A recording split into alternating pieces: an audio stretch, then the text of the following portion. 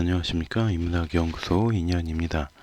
이번 시간에는 이제 한국사 미스테리 그 네 번째, 조선에 등장했던 괴 생명체들에 대한 이야기를 해보려고 하고요. 그 첫 번째 시간이 되겠습니다. 세계 각국에서는 기이하게 생긴 괴 생명체에 대한 목격담에 대한 이야기가 무척이나 많습니다. 그것들은 역사나 구전, 설화 등뿐이 아니라 근래에는 사진이나 영상 등으로 증거 자료를 남기기도 하지요. 가장 대표적인 것이 아마 네스호의 괴물이라든지 빅풋, 서린, 추파카브라, 이너 등과 같은 존재들이 아닐까라고 생각합니다. 물론 어떤 것들은 거짓이다라고 밝혀진 것들이 대부분이긴 해요. 근데 아직까지도 이게 실제로 있는지 아니면 거짓인지 확실하지 않은 것들도 있거든요. 그런 것들에 대한 이야기라고 할 수가 있습니다. 자, 뭐 이너라든가 뭐 예티, 서린, 빅풋, 네스호의 괴수 뭐 이런 것들이 있겠죠. 그런데 이러한 이상한 생명체에 대한 기록은 우리나라의 어떤 역사에도 자주 등장을 합니다. 가장 근래에 이슈가 되었던 것은 부산의 장산범이 되겠네요.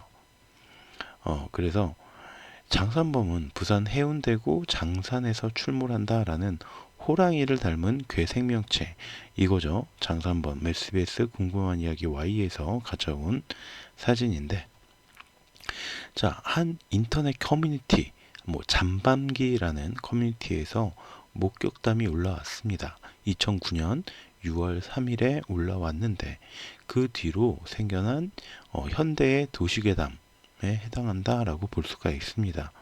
목격담이 궁금하신 분들은 네이버에다가 잠밤기 장산범 이렇게 검색해 보시면 여러 가지 목격담을 확인해 보실 수가 있을 겁니다.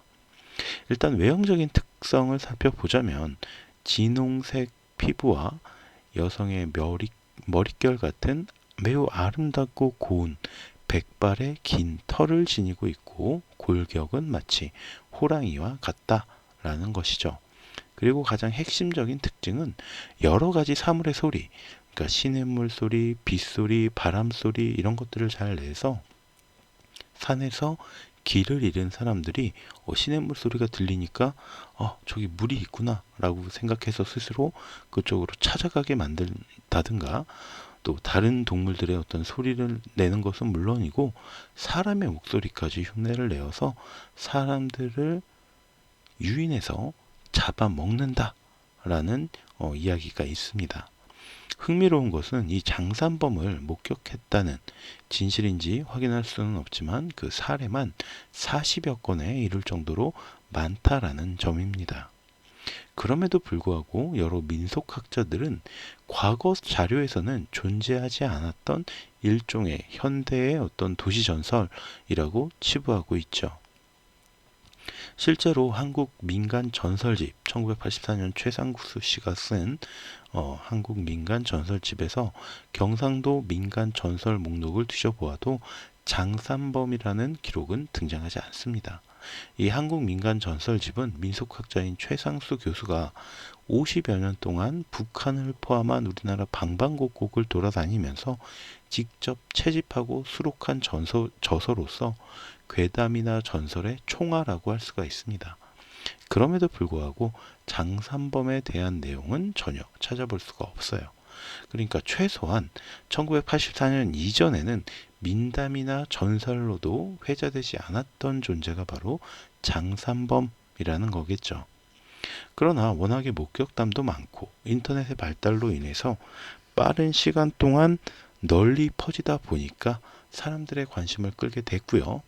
다양한 방송 매체와 유튜버들 그리고 웹툰과 웹소설의 소재로도 사용이 되었고 마침내 장산범이라는 영화로까지 제작이 되었다라고 합니다. 자, 이게 영화 장산범의 포스터입니다. 내 딸의 목소리를 흉내내는 소녀가 나타났다. 자, 물론 아직까지도 장산범의 실체는 오리무중입니다. 그러나 이른바 전설의 고향 이후에 우리나라 특유의 괴담이 사라진 시점에서 도시 괴담은 대부분 외국을 근원으로 하고 있죠. 홍콩 알매나 빨간 마스크 이런 게 대표적인 도시 괴담인데 이런 것들이 대부분 외국을 근원으로 하는 반면에 민간에서 우리나라 민간에서 발생한 괴담이다라는 점에서 어떤 문화 컨텐츠로서의 가치가 있다라고 볼 수가 있습니다. 그러면 신종 도시 전설이 아닌 역사 속에서 특히나 신뢰성이 높은 조선 왕조 실록 이 정사죠. 정사에서 이런 괴 생명체에 대한 기록이 자주 등장했다라는 점은 꽤 흥미롭다라고 할 수 있습니다. 우선 중종 때의 기록을 살펴보자면 밤에 개 같은 짐승이 문소전 뒤에서 나와 앞 묘전으로 향하는 것을 전복이 괴이하게 여겨 쫓으니 서쪽 담을 넘어 달아났다. 명하여 몰아서 찾게 하였으나 얻지 못하였다. 사신은 논한다. 침전은 들짐승이 들어갈 곳이 아니고 전날 밤에 묘원 소나무가 불타고 이날 밤 짐승의 궤변이 있었으니 며칠 동안 재변이 자주 보임은 반드시 원인이 있을 것이다. 중종실록 6년 5월 9일의 기록입니다.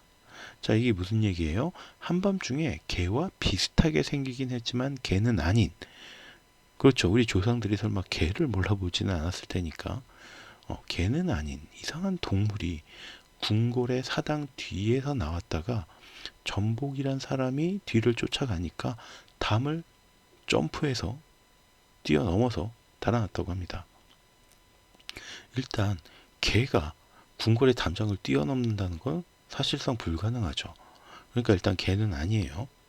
그러니까 일제강점기에 허물어져서 정확히 알 수는 없지만 당시 경복궁 담장의 높이가 약 5에서 8m 정도였다라고 추정되고 있어요.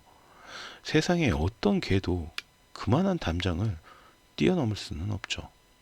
가장 의심스러운 짐승은 호랑이과의 맹수 정도겠죠. 얘네들은 점프를 엄청 잘하니까요. 물론 조선시대 사람들이 호랑이를 몰라봤다?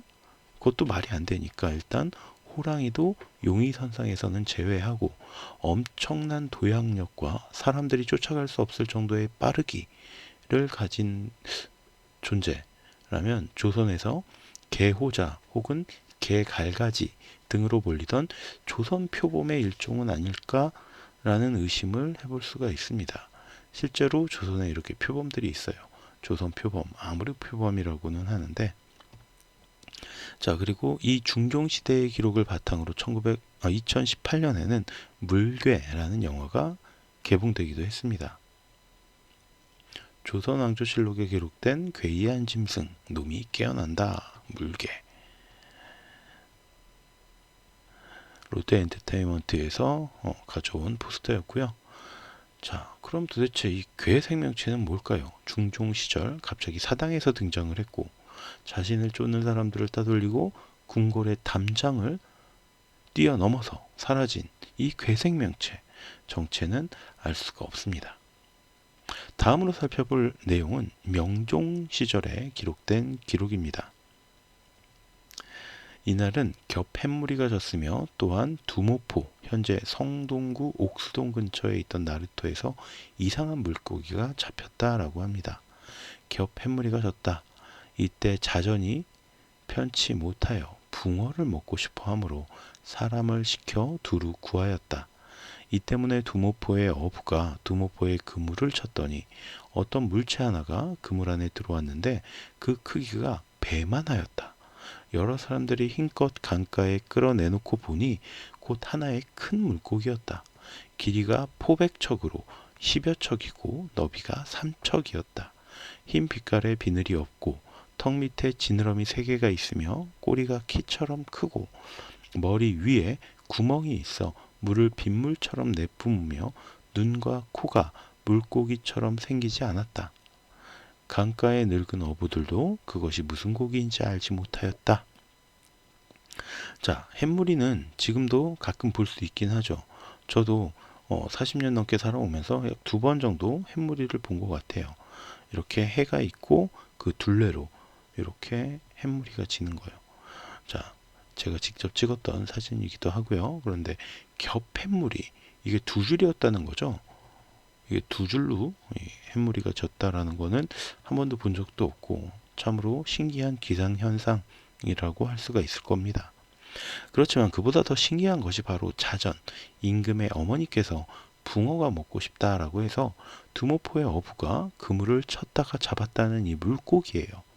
우선 척의 변화 단위를 먼저 짚고 넘어가야 되는데 1척의 길이는 후한척이 23cm, 진적척이 23.1cm, 서진척이 24cm, 황족척이 34.6cm, 주척이 20.8cm, 영조척이 30.8cm, 조래기척이 28cm, 포백척이 49.2cm, 조선척이 31.1cm로 구별이 됩니다.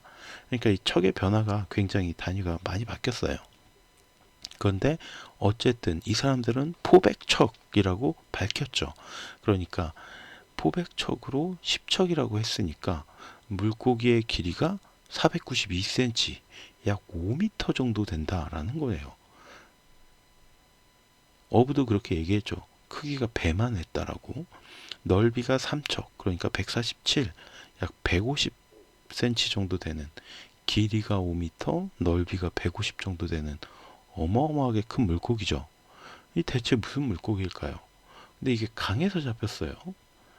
크기로 짐작하자면 물론 가장 의심스러운 것은 고래지만 고래가 강까지 들어왔다?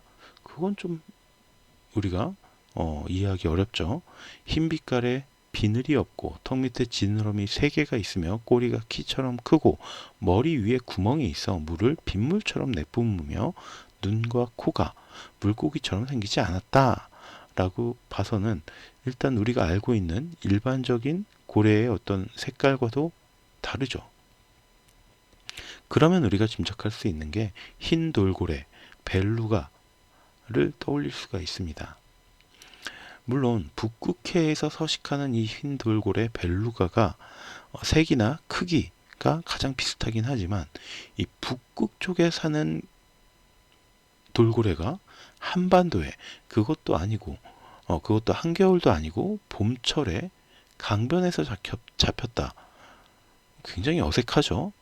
물론 프랑스 생강에서도 벨루가가 발견된 적도 있다고 해요.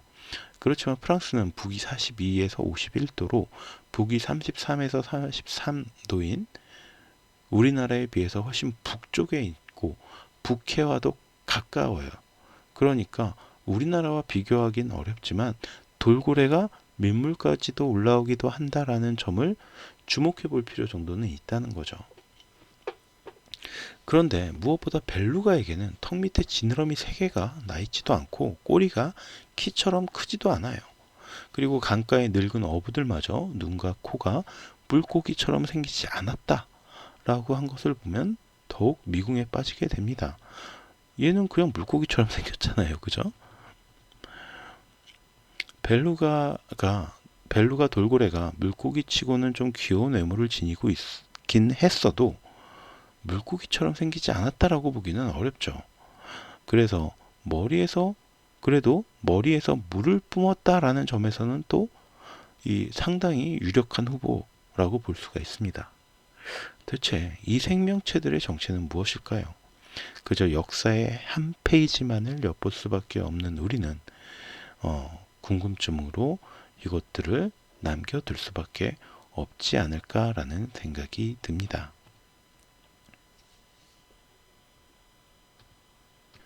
자, 그럼 다음 시간에 또 2번째 이야기를 들려드리도록 하고 오늘 이야기는 여기서 마치도록 하겠습니다.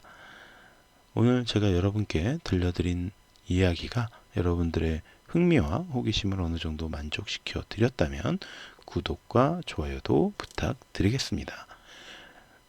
감사합니다.